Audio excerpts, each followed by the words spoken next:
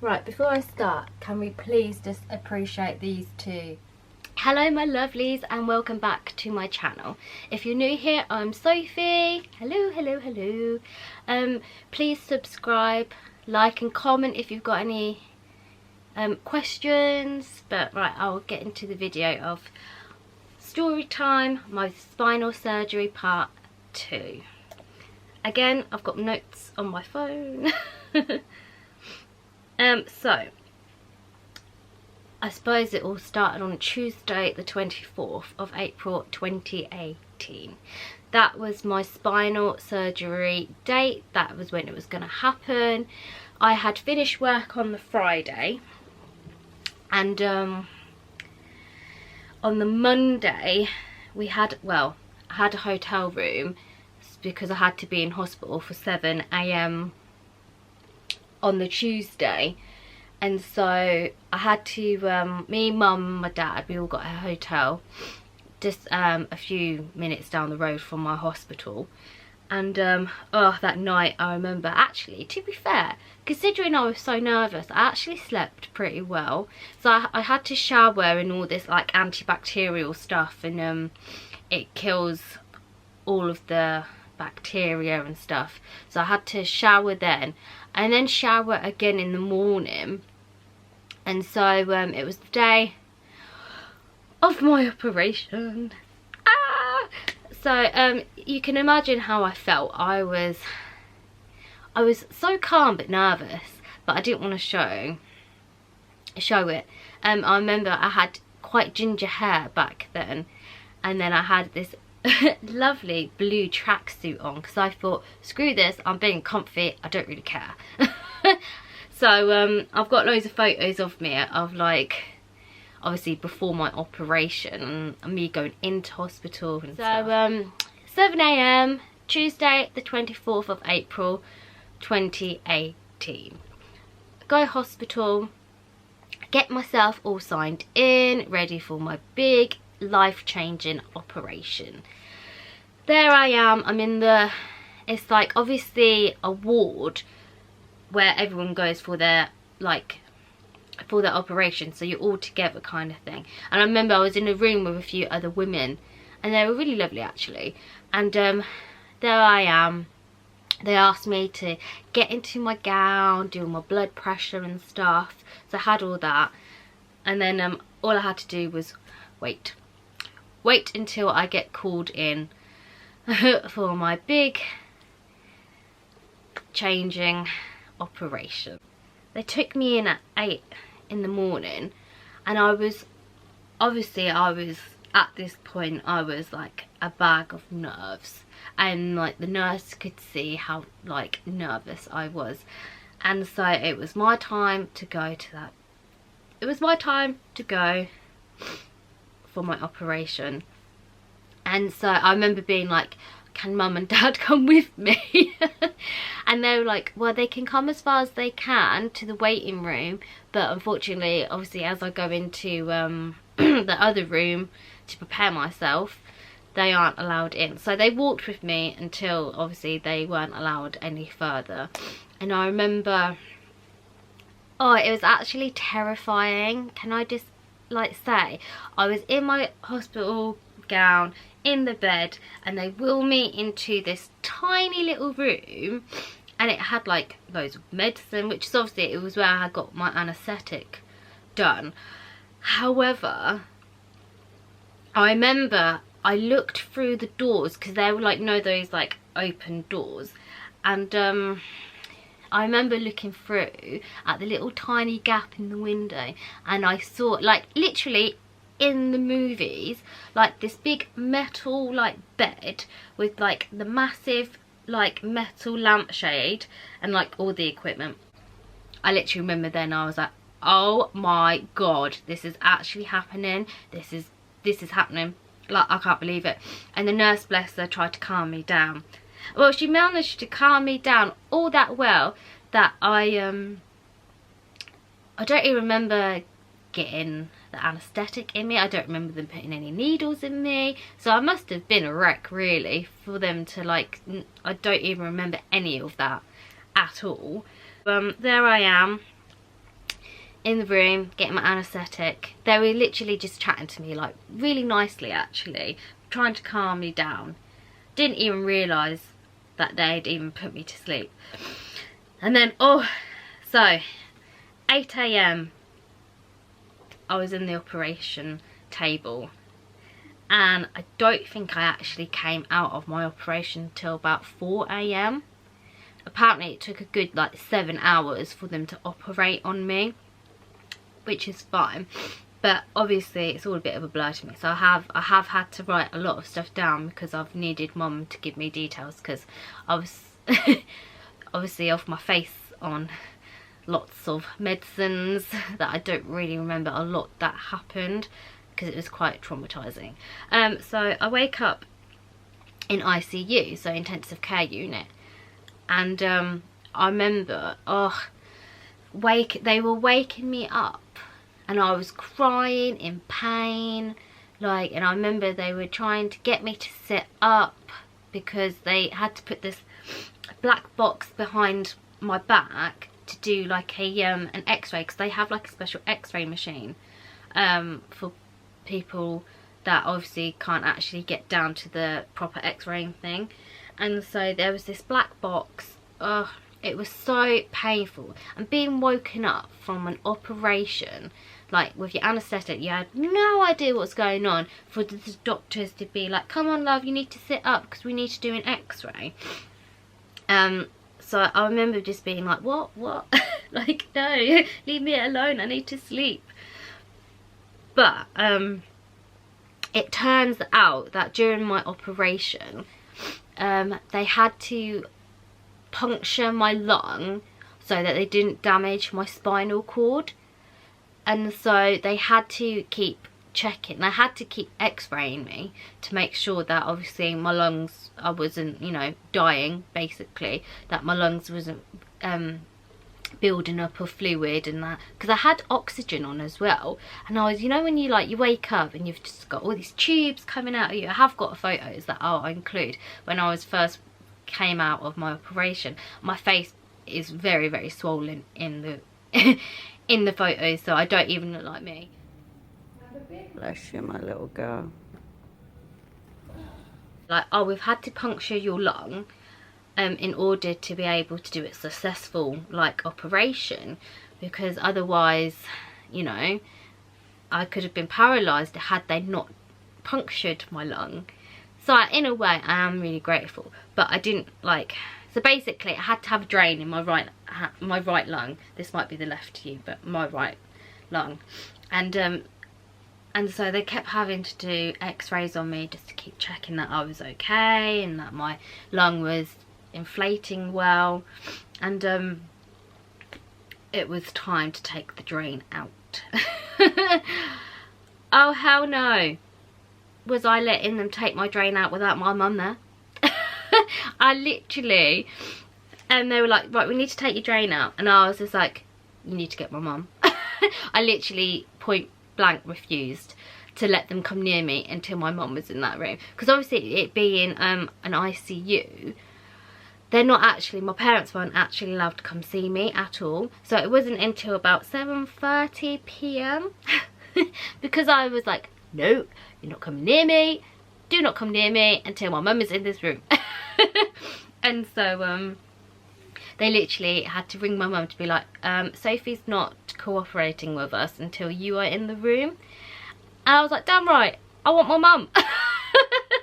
And so finally, bless, my mum's not the best of people really for this to happen to, because she like faints at the sight of blood, and there I am with this big tube in my lung getting it drained, and this bowl full of blood from my collapsed lung. And there she is holding my hand, not looking at all.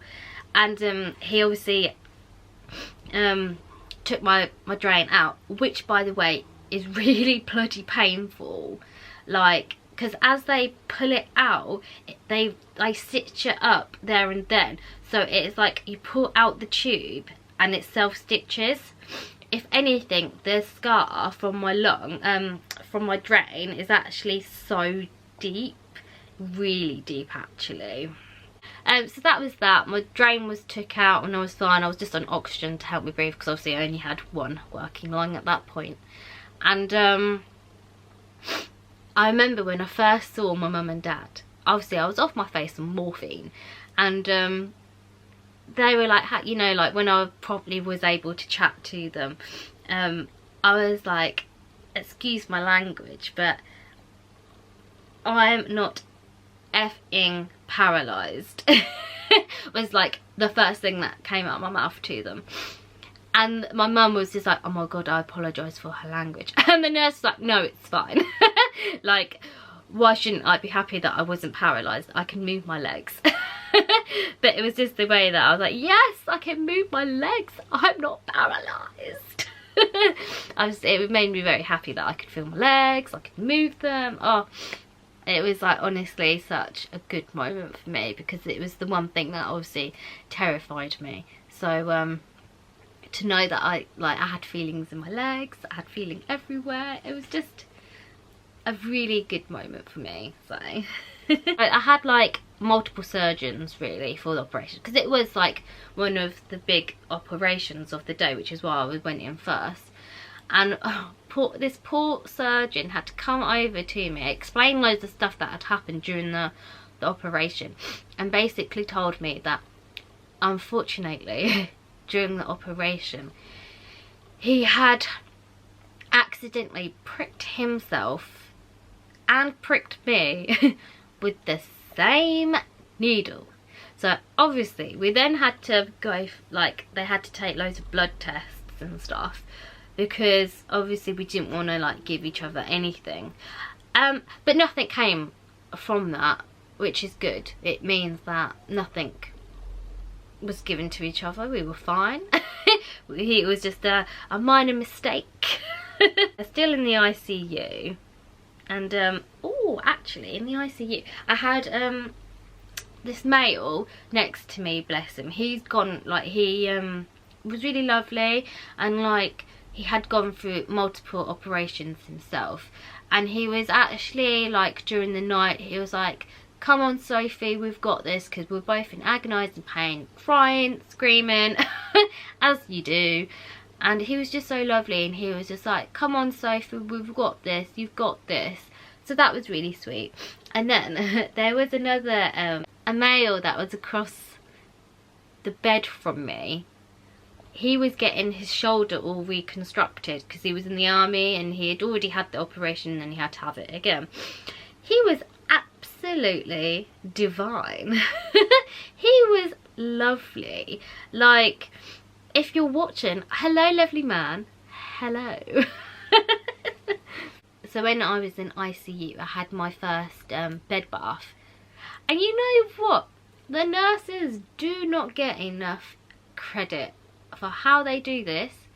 Like, I can barely move at this moment, and they have managed to turn me on my side, wash one side of me, managed to take off all the bedding on one side, and then they roll me again, clean up my, like, the other side of me, and they managed to change the bed while I was on the bed. I find that a little bit crazy.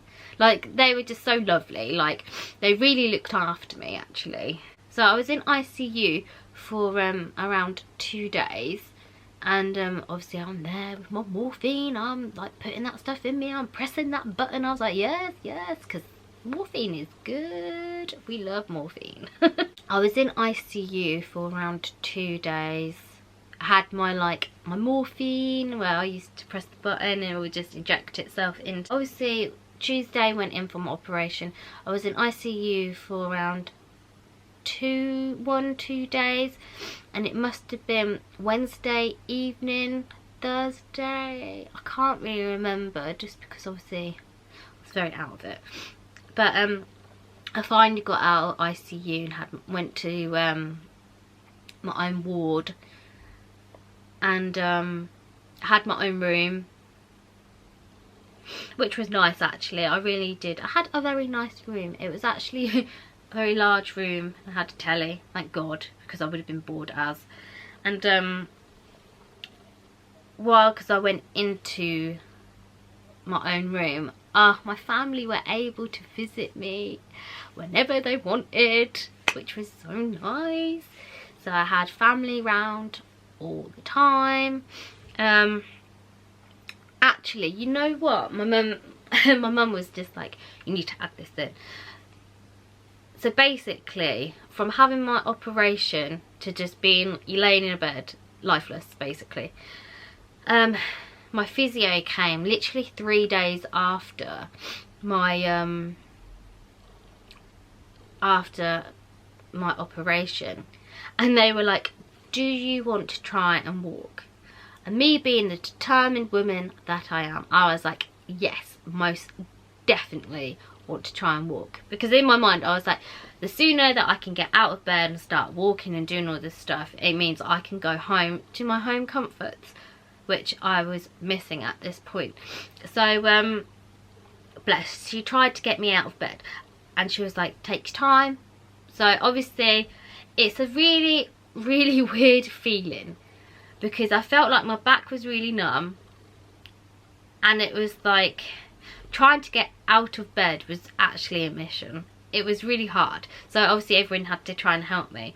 And then I sat on the end of my bed, and I literally remember I tried to stand up, and oh my god, I felt sick. I thought, oh my god, I'm about to faint. And so they literally was like, I had to sit back down and like wait until this like horrible nausea came away from me.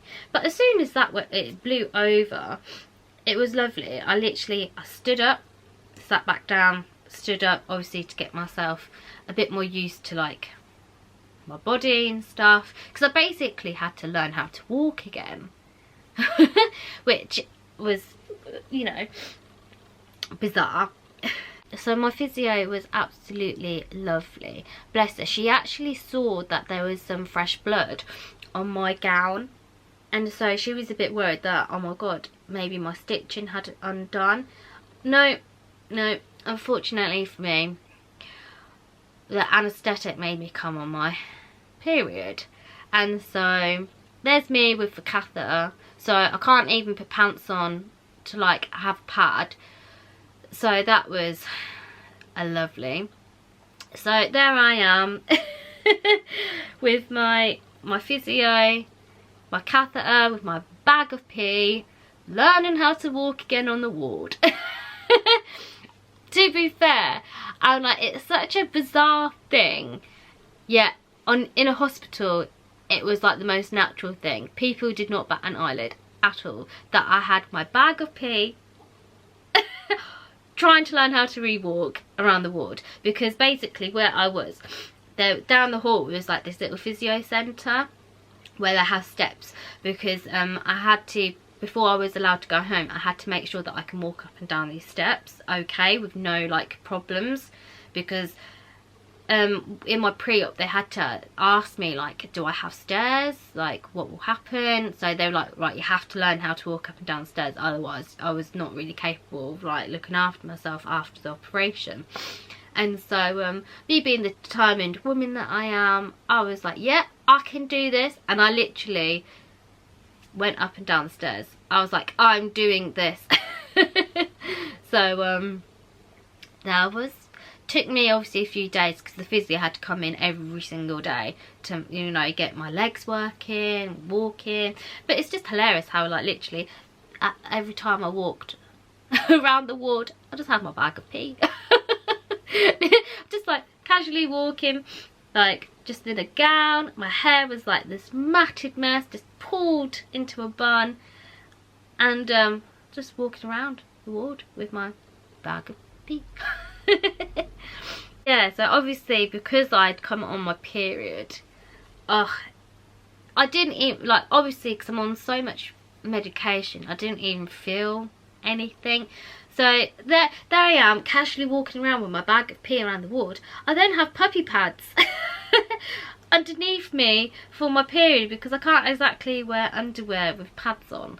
So I just had like a puppy training pad, basically a human pad that was like a square, just laid below me, which is embarrassing actually, because there was one time where I got took down for an x-ray, and obviously there was just blood everywhere, and like the x-ray people were absolutely amazing. And as I was getting my like x-ray done in the machine, they changed my bed for me, and they got me a fresh dressing gown and got me new like puppy training pads for my bed. And you know what, I thought, wow, that's actually amazing. They could have just left it. They didn't actually need to clean my bed for me. But obviously I'm not like, I can't do anything. So yeah, I really appreciated that, because I remember at this point I had no embarrassment. I'm pretty sure they've seen worse. They must have seen worse, right? I was hairy, I hadn't shaved for days, like I was on my period, I had the catheter in me with my bag of pee. I was just like, screw it. So at least a bit of like period blood wasn't going to faze them, really. No, and it didn't, and they were actually lovely about it. So my mum and dad weren't allowed to stay in the hospital with me. They had to go back to the hotel. Bearing in mind, we're in Oxford and my home is like an hour away from hospital. So this is where it gets kind of hilarious, and I'll have to try and import a photo somewhere, because how I was with my mum was actually hilarious. I was constantly ringing her. I was like, where are you? I need you with me. They're not giving me my medicine. I've dropped my bed like alarm, so I can't even reach it. I was a nightmare, honestly. I don't know how the nurses coped with me, but yeah, I was just like, honestly though, this message that I sent to my mum is actually hilarious.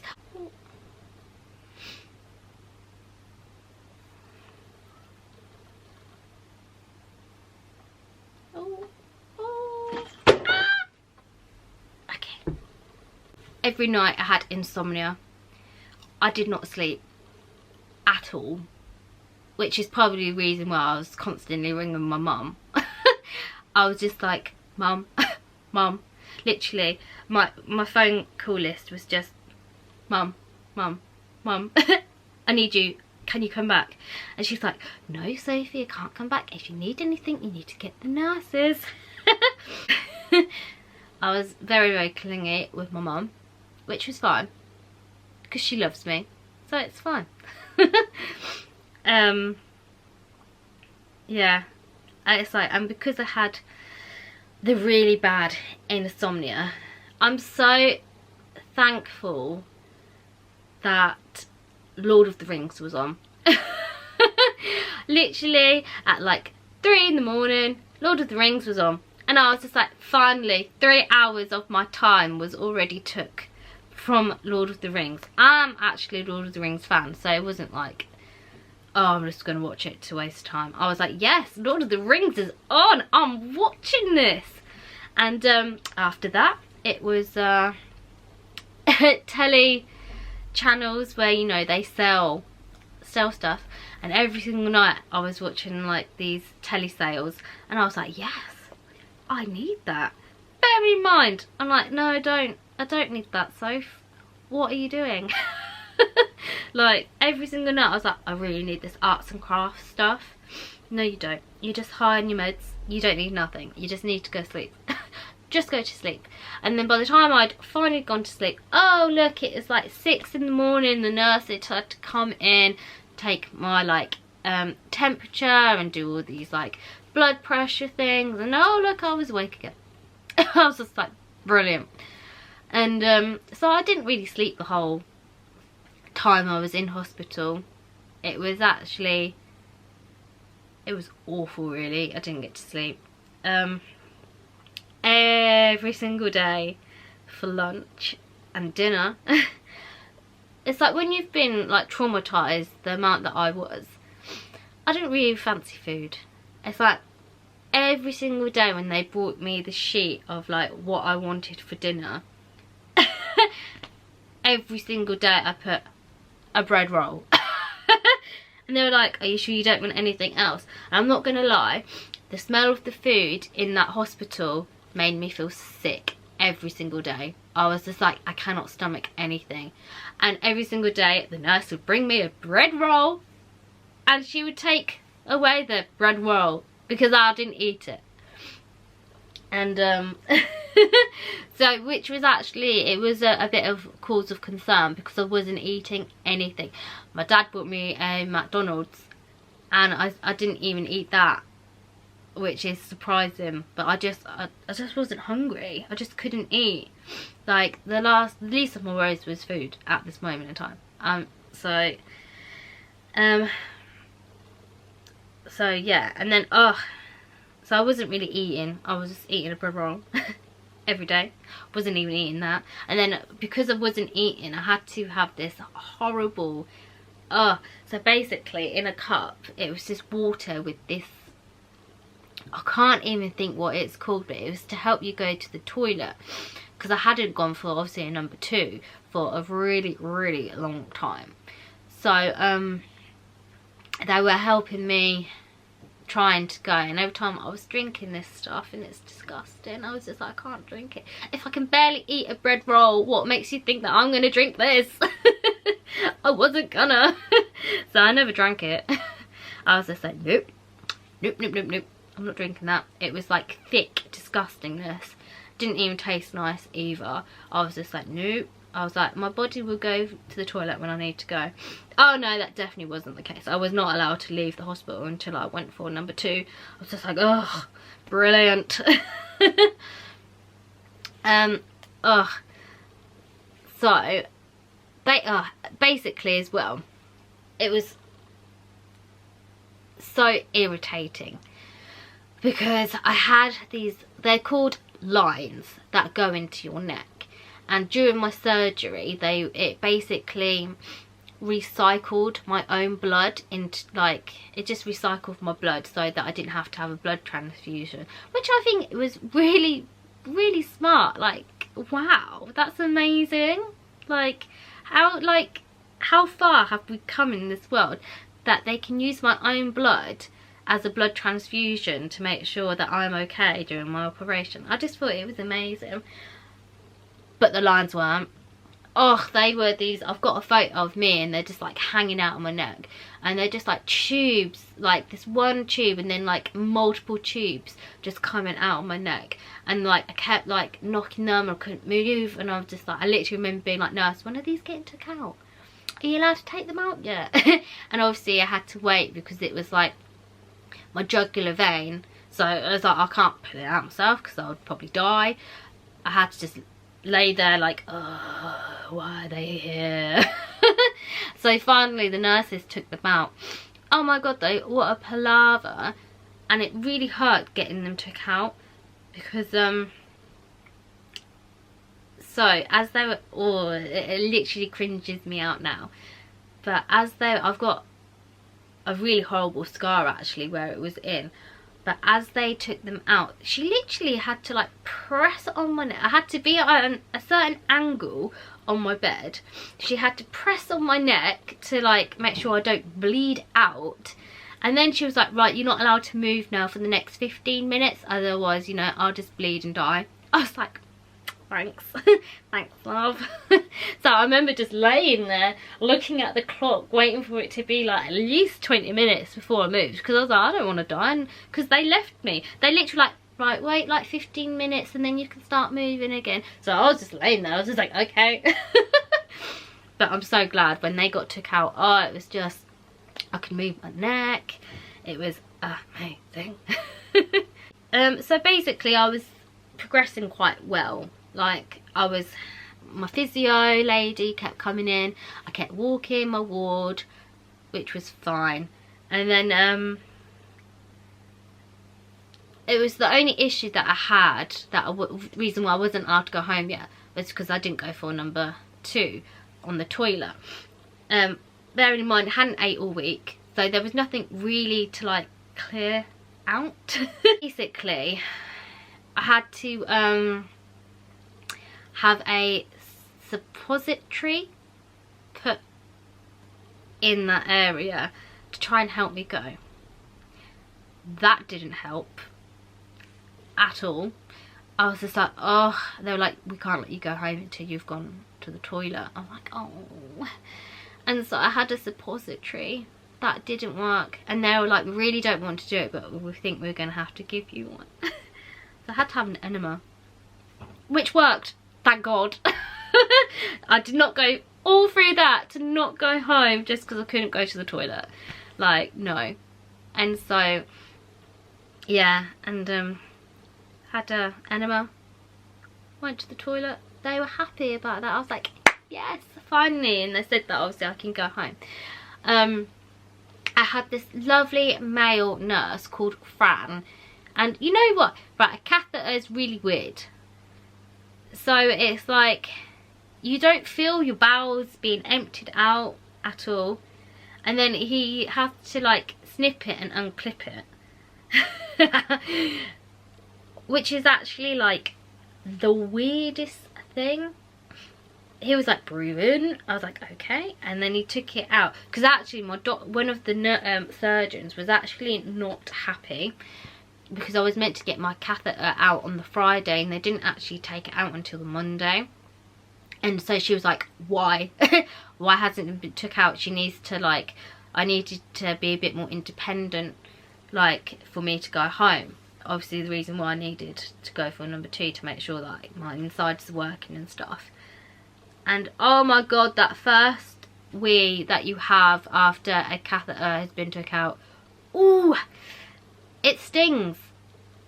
Not gonna lie guys, it hurts, but it's fine. But yeah, so after my fiasco with the toilet, I was able to go home. And I remember, so I got wheeled out to this another place. Well, actually, before I even left my my ward, my actual surgeon, right, so the doctor who had been dealing with me my whole life with my spinal concerns, I was his, like, he retired straight after my operation. So I was literally the last person that he ever operated on, which was obviously amazing. Like, I can't really, I'm so blessed to have had such a good doctor, Dr. McDonald, to do my surgery for me. I have another photo with him. He's very tall. I look like a midget in this photo. I mean, I am a midget because I'm only 4'11", but like in this photo I look even more like a midget. But yeah, I have a photo with him that I'll import as well. But yeah, he said goodbye to me because obviously I was his last, you know, last patient. And after, now it, like, he's gone, like, I don't deal with him anymore, which is really sad. But like, yeah, he like said to me like, I can have kids, because I had loads of questions obviously that he did, because I was like, I was really worried that as a woman with this operation would I struggle to have kids. And he was like, no, you're gonna be fine. I was like, oh, okay. That was literally my one worry. And he was like, you're gonna be fine, you can have kids if you want to have kids. I was like, okay, awesome, thanks. So yeah, so I said goodbye to him for the last time, and then I got wheeled to this other little room where you wait for it to be like dismissed, and then they give you all your paperwork, and then they gave me a sick note as well to give into work, obviously. And got my dressing like on my back all changed as well, and they gave me spare dressings to take with me and like ointments and that, so because my skin was really irritated. And I remember they were like, right, we'll just find you a wheelchair. And I remember being like, no, it's fine, I'll walk. Oh my god, thank god that they were like, no, we really insist that you get a wheelchair to take you down to the entrance. I was like, right, okay, fine. And I'm so glad that they did give me a wheelchair, because I definitely would not have made it down to the entrance. Oh, and then the journey home, obviously it's like an hour away, so I was in the car for such a long time, and it was probably, I fell asleep throughout the whole most of the journey. And then it was like we were nearly home and I was starting to whittle. I was just like, I cannot do this, we need to stop. I'll be home yet. Because my back was just killing me. Oh my god, I was in so much pain. But yeah, and then I was home. And the first thing I did was order a Chinese. Mum was like, what do you want to eat? A Chinese. Because I knew I would eat it, and I did. I slept a lot because I wasn't able to make it to my bed. When I tried to sleep in my bed, it was so uncomfy, so I had to make a bed downstairs on the sofa using a V pillow, a duvet at the bottom of me, a duvet on top of me, and like I just had to be padded out. If anything, my hospital bed was actually comfier than my normal bed, which sounds crazy, but I just couldn't hack it. I was like, no, I cannot sleep. This is so uncomfy. But yeah, I'll end it there because I'm sure Mum probably has a lot to say as well. So maybe part 3 will get Mummy involved. If you have any questions, please comment down below. I will link my Instagram and Twitter down below as well, so that if you need to contact me, it's all there. Thank you for listening. I hope you enjoy. Love yous.